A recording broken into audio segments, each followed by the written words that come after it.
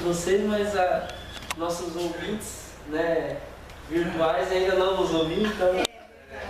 Aleluia, Deus é bom e essa misericórdia dura para sempre. Sempre, pastor, e ele diz assim, que aquele que nasce uma vez, morre duas. Mas que nasce duas vezes, morre apenas uma. Você lembra o contexto que ele fala isso? Ele fala isso com relação ao novo nascimento. Pessoa que nasce uma vez de uma maneira natural, mas não reconhece a Jesus como seu único suficiente Salvador, ela morrerá essa vida natural, mas também terá a morte eterna. Mas aquele que nasce duas vezes aqui, aquele que tem o nascimento físico, mas também o nascimento espiritual, que conhece Jesus como seu único suficiente Salvador, essa pessoa morrerá apenas uma vez e se encontrará com o Senhor. Amém? Essa é a nossa esperança. Aleluia. Então, nessa manhã, eu gostaria de meditar com os irmãos aquilo que está lá em Lucas capítulo de número 24. Abra a sua Bíblia em Lucas capítulo 24. A gente vai falar sobre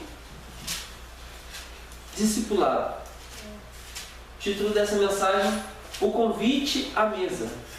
O discipulado começa aqui. Lucas 24, do 13 em diante.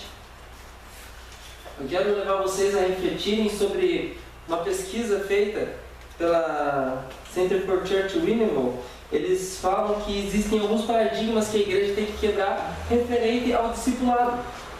Eles falam que tem muitas coisas que a gente ainda tem impregnado em nós, que não é o que realmente é discipulado dentro da Bíblia.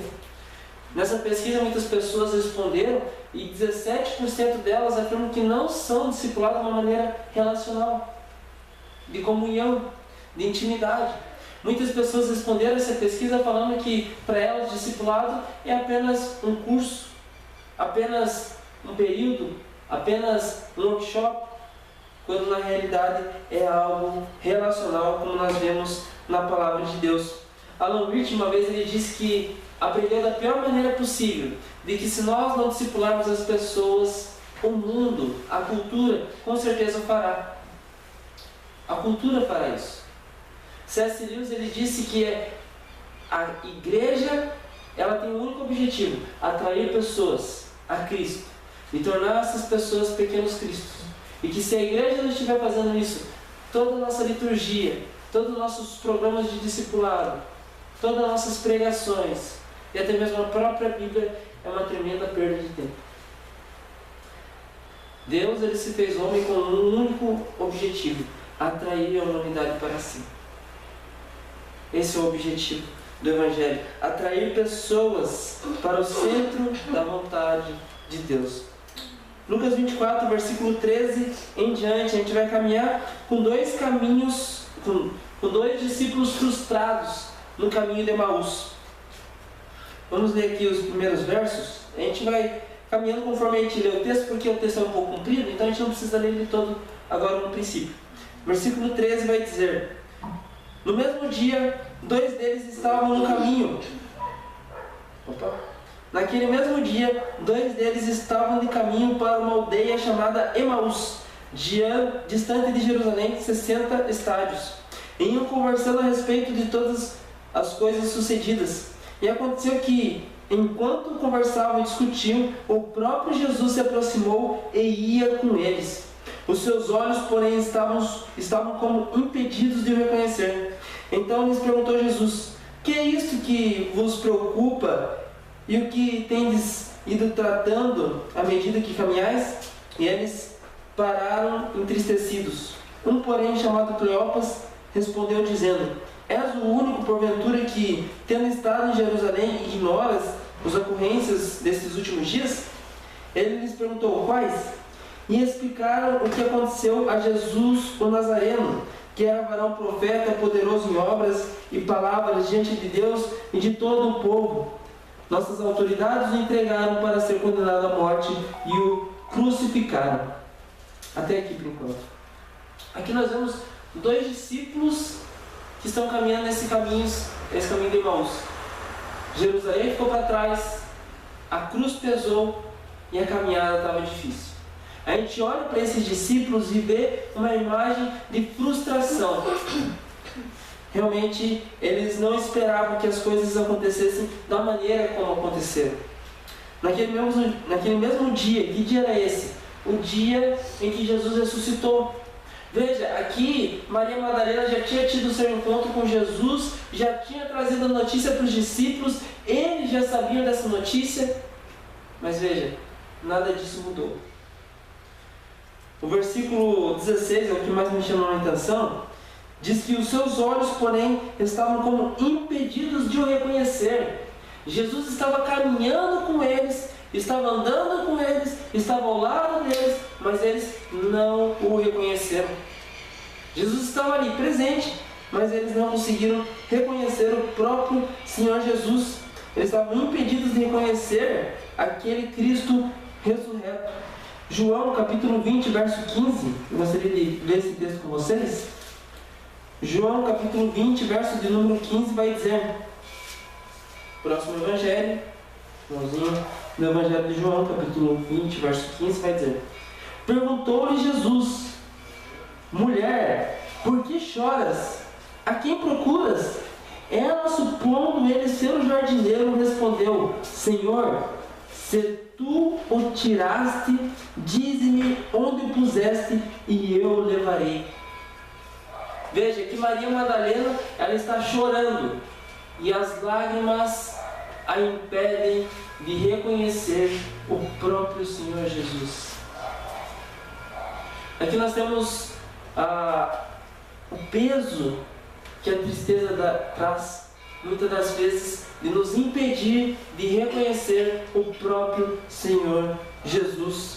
Se a gente caminhar um pouco mais adiante, Lucas 24, versículo 25, vai dizer assim: então lhes disse Jesus: honestos e tarde de coração para crer em tudo que os profetas disseram. Até que nós vimos que os discípulos, por conta do deserto, por conta da caminhada pesada, eles não conseguiram reconhecer o Senhor Jesus. Maria Madalena, por conta das lágrimas, não conseguiu reconhecer Jesus. E muitos, por não conhecerem as Sagradas Escrituras, não conseguem reconhecer o Senhor Jesus. Mas não é somente isso. Se a gente for olhar para João capítulo 20, verso de número 19, a gente vai ver que está escrito assim: ao cair da tarde, daquele dia, primeiro dia de semana, trancadas as portas da casa, onde estavam os discípulos com medo dos judeus, veio Jesus, pôs-se no meio deles e disse-lhes: paz seja convosco. Muitas das vezes a escuridão da noite, os problemas da vida, o medo nos impede de reconhecer o Senhor Jesus. Capítulo 21, verso de número 7, aqui do livro de João, a palavra do Senhor vai dizer: aquele discípulo a quem Jesus amava disse a Pedro: é o Senhor. Simão Pedro, ouvindo que era o Senhor, cingiu-se com a sua veste, porque se havia despido, e lançou-se ao mar. Aqui nós vemos que João e Pedro estavam pescando. E enquanto eles estavam pescando distante da orla da praia, João ele olha para a praia e reconhece o Senhor Jesus. Pedro ainda não o tinha reconhecido. Muitas das vezes a distância nos atrapalha e nos impede de reconhecer o Senhor. Certa vez existia um senhor numa igreja. E ele, frustrado porque não tinha suas orações respondidas, ele se afastou da igreja. E por se afastar da igreja, ele começou a beber, usar droga. Isso influenciou no seu trabalho, perdeu o emprego, perdeu a esposa, perdeu a família, foi morar na rua, na sarjeta, perdeu tudo que tinha por se afastar do Senhor. E certo dia, ele caminhando numa das ruas da cidade, ele encontrou um ancião da igreja que ele frequentava. E ele gritou no portão que estava aberto para aquele senhor que estava debaixo de uma árvore: por que o Senhor não me responde? Por que o Senhor não me escuta? E aquele ancião respondeu alguma coisa que ele não escutou. E ele se aproximou até o portão e perguntou: por que o Senhor não me responde? E ele respondeu, aquele ancião respondeu, só que ele não escutou. E ele foi se aproximando cada vez mais, até se abaixar aonde aquele ancião estava, e aquele ancião respondeu: é porque você está muito distante dele. Muitas das vezes todas essas coisas que nós vimos aqui nos impedem de reconhecer o Senhor, de olhar para Ele. Muitas das vezes a gente está muito distante dele. Muitas das vezes as lágrimas pesam, a caminhada fica difícil. Muitas das vezes tudo isso pode nos atrapalhar, como o medo. Mas nós devemos entender que mesmo em todas essas situações que acontecem na vida, Jesus estava presente. Você pode passar por tudo isso, mas você não pode perder a certeza de que Jesus está presente. Ele prometeu: eu estarei convosco todos os dias, até a consumação dos séculos. Por mais que você possa não ver, e você não precisa ver, você precisa ter a certeza de que Jesus está contigo. Aqui em Lucas 24 nós vimos então que esses dois discípulos saíram de Jerusalém, lembrando que ali era para eles terem permanecido, e eles iam conversando pelo caminho. O próprio Senhor se aproximou deles, mas eles não o reconheceram. Um deles é chamado de Cleopas, que segundo os escritos de Eusébio, ele é considerado o tio de Jesus e irmão de José. Se isso for verdade, nem o próprio tio dele reconheceu ele. E aqui a palavra do Senhor continua dizendo que eles vinham tratando disso no caminho. Então, o próprio Senhor Jesus: será que você não entende tudo o que aconteceu? Versículo 20: e como os principais sacerdotes, nossas autoridades, o entregaram para ser condenado à morte e crucificaram. Versículo 21: ora, nós esperávamos que fosse ele quem havia de redimir Israel. Mas depois de tudo isso, é já este o terceiro dia desde que tais coisas sucederam. Nós vemos aqui que aquele povo, todo o povo de Israel, eles tinham uma esperança com o Senhor Jesus. A esperança deles para com o Senhor Jesus é que eles fossem libertados do Império Romano. Ele fosse o libertador do povo. É o que o povo esperava. Jesus vai ser esse revolucionário militar que vai nos libertar de toda a opressão do povo romano. Assim como aconteceu com Moisés. Moisés foi esse homem que libertou o povo da escravidão do Egito. E ele mesmo disse em Deuteronômio 18 que Deus enviaria um outro profeta semelhante a ele, que também os libertaria dos seus pecados. Só que eles não compreendiam essa parte e esperavam uma libertação militar. Esses discípulos esperavam que ele viesse e resolvesse os problemas de Israel naquele momento, naquele instante. Que viesse e instaurasse ali naquele momento o seu reino, uma teocracia, Deus reinando na terra. Mas a realidade é que ele veio para redimir o povo dos seus pecados, veio libertá-lo do maior império do mundo, que é o império das trevas, e transportá-los para o reino do Filho do seu amor, o reino de Deus. Hoje, o mundo ele se encontra dividido, faccionado, mergulhado em delitos e pecados, mas chegará um dia em que será para sempre, como nós vimos semana passada, em que o nosso Senhor reinará por toda a eternidade junto conosco. E é esse dia que nós esperamos. Mas eles não compreendiam isso. Eles queriam que fossem libertados do Império Romano e que assim eles pudessem comemorar essa vitória. Mas já era o terceiro dia que Jesus tinha morrido e eles não haviam crido. Versículo 22: é verdade também que algumas mulheres das que conosco estavam, nos surpreenderam tendo ido de madrugada ao túmulo, e não achando o corpo de Jesus, voltaram dizendo terem tido uma visão de anjos, os quais afirmam que ele vive. Veja, esses discípulos caminhavam com Jesus, sabendo das promessas. As mulheres disseram: nós fomos ao sepulcro, o sepulcro está vazio, nós vimos anjos, e eles nos falaram que Jesus vive. E depois, o próprio Senhor Jesus revela as Escrituras, como nós vamos ver para eles, e eles não reconhecem o Senhor. Versículo 24. De fato, alguns dos nossos foram ao sepulcro e verificaram a exatidão do que disseram as mulheres, mas não ouviram. O que as mulheres falaram era verdade. Tudo aquilo que elas disseram. Mas nós não acreditamos nisso. Versículo 25. Então Jesus lhes disse: honestos e tardios de coração para crer em tudo que os profetas disseram. Ou seja, tem o testemunho dos profetas, das mulheres, dos anjos, do próprio Senhor Jesus explicando as Escrituras, e eles não creem. Porventura não convinha que o Cristo padecesse e entrasse na sua glória? Versículo 27.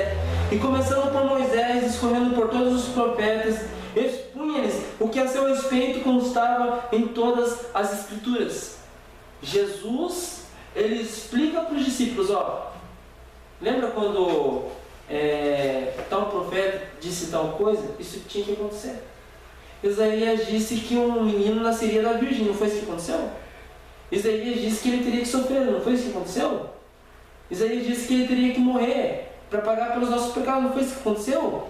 E qual que é a próxima promessa? Ele vai ressuscitar. E vocês não creem nisso?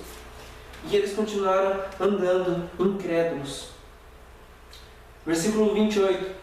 Quando se aproximavam da aldeia para onde iam, fez ele menção de passar adiante. Jesus acelerou o passo, vamos dizer assim.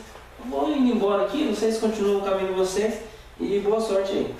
Mas eles, os discípulos, o constrangeram dizendo: fique conosco, porque é tarde e o dia já declina. E entrou para ficar com eles. O convite à mesa, o discipulado começa aqui. E aconteceu que quando estavam à mesa, tomando ele o pão, abençoou e tendo partido lhes deu. Aqui é uma cena muito recorrente no Novo Testamento, no livro de Atos, se referindo à Santa Ceia. Jesus partindo o pão, entregando aos seus discípulos, abençoando e vamos cear. Isso é repetido durante o livro de Atos. Então, versículo 31, se lhes abriram os olhos e o reconheceram. Meus irmãos, qual que foi o período que eles reconheceram o Senhor Jesus? Não foi no momento que as mulheres chegaram dizendo: olha, nós vimos anjos e o sepulcro está vazio. Não foi quando os discípulos foram e viram o sepulcro vazio. Não foi quando as Escrituras lhes foram expostas. Mas foi no relacionamento. Foi na mesa, no momento de comunhão.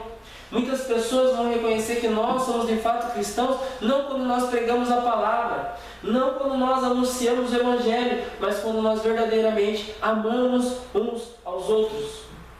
Jesus mesmo disse isso: todos reconhecerão que vocês são verdadeiramente meus discípulos quando amarem uns aos outros.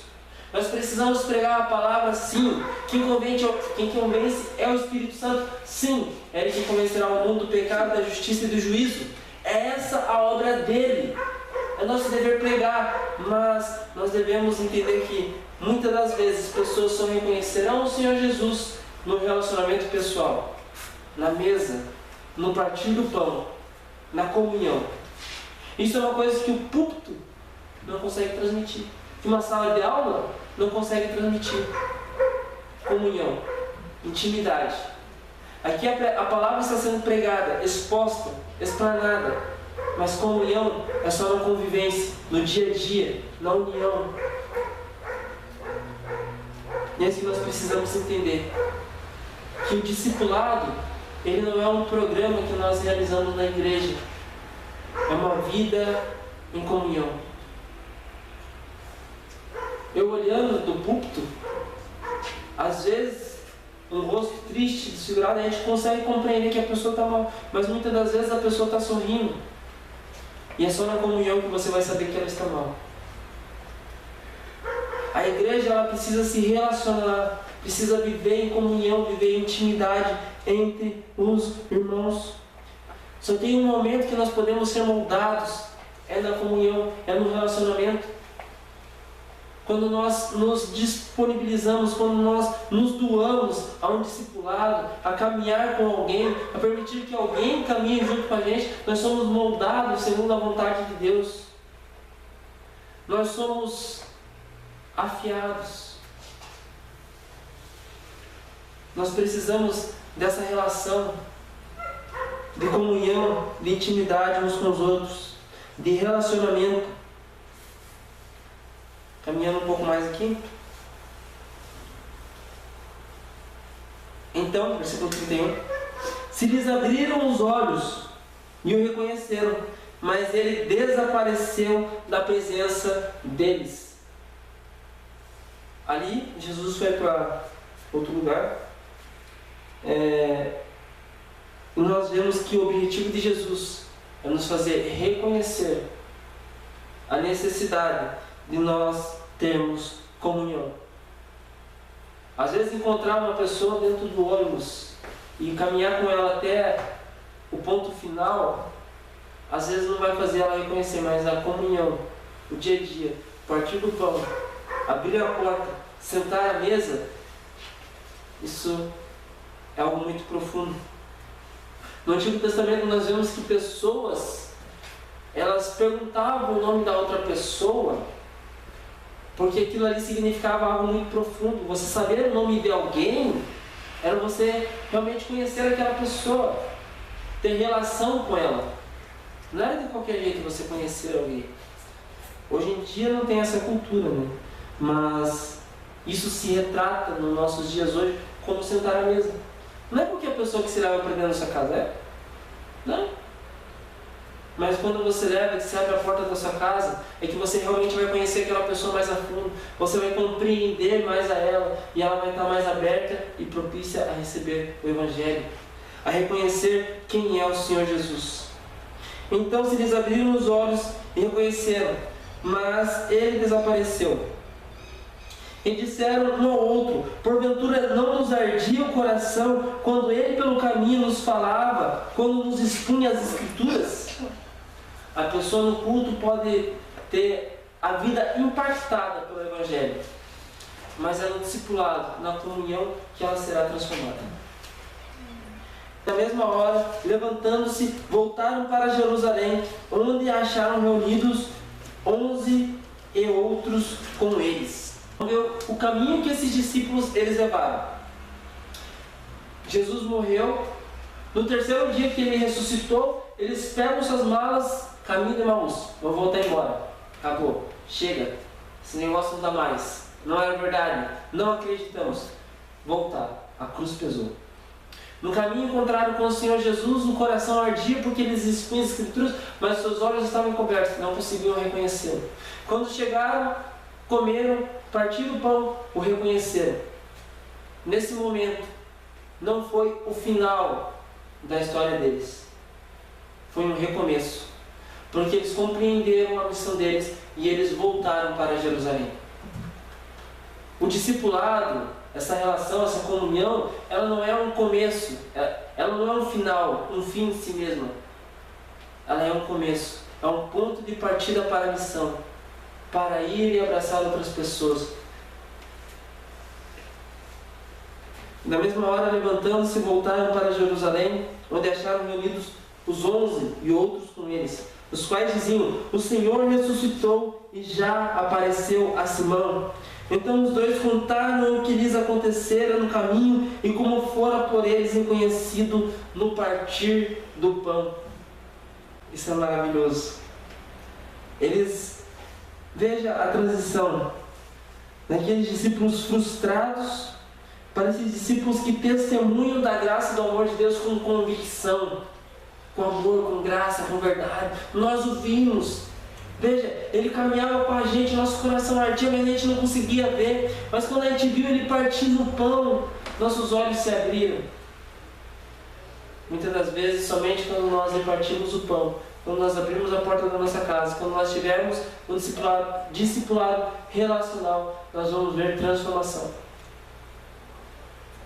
Enquanto a gente viver uma vida, cada um no seu canto, ela é adulta, ela se vira, a gente não vai alcançar o nosso objetivo. Como eu disse no início dessa mensagem, encerro com essa frase, C.S. Lewis ele disse: a igreja, ela existe apenas para atrair pessoas para Cristo e fazer dessas pessoas pequenos cristos. E que se isso não estiver acontecendo, todos os nossos cultos, liturgia, cerimônias, pregações e até mesmo a própria Bíblia é uma tremenda perda de tempo. Deus, ele se fez homem com um único objetivo: atrair pessoas para si e para a sua glória. Amém? Eu gostaria de estar orando junto com os irmãos e que essa mensagem ela possa ficar gravada no nosso coração. Essa mensagem que fala sobre relacionamento, sobre um verdadeiro discipulado. Discipulado não são as 13 lições do livro que nós aprendemos. Discipulado vai muito além. Jesus caminhou com seus discípulos durante 3 anos e os enviou. E mesmo assim eles não deixaram de caminhar junto com pessoas, de serem confrontados e confrontar pessoas. O próprio Pedro, muitos anos depois, líder da igreja de Jerusalém, homem que tinha o Espírito Santo, foi repreendido por Paulo quando viu que ele não estava sentando à mesa junto com os gentios. A nossa vida ela deve ser um constante caminhar ao lado de alguém.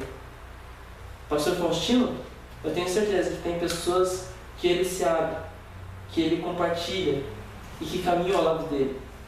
Assim que tem muitas pessoas que aceitam que ele caminha ao lado para serem discipuladas, serem instruídas, serem edificadas.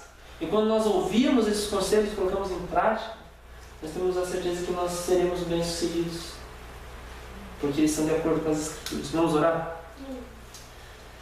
Bendito Deus, eterno Pai, nós queremos bendizer o Teu nome. Pedir perdão, meu Pai, por tantas vezes que nós não caminhamos, meu Pai, de uma maneira que agrada ao Senhor. Tanto na nossa vida particular, com nossos pecados, meu Pai, os quais nós confessamos a Ti, pedimos, meu Pai, nos perdoa. Mas também, meu Pai, por nossa ignorância, meu Pai, muitas das vezes nós não conhecemos tudo. E nós nem conheceremos tudo.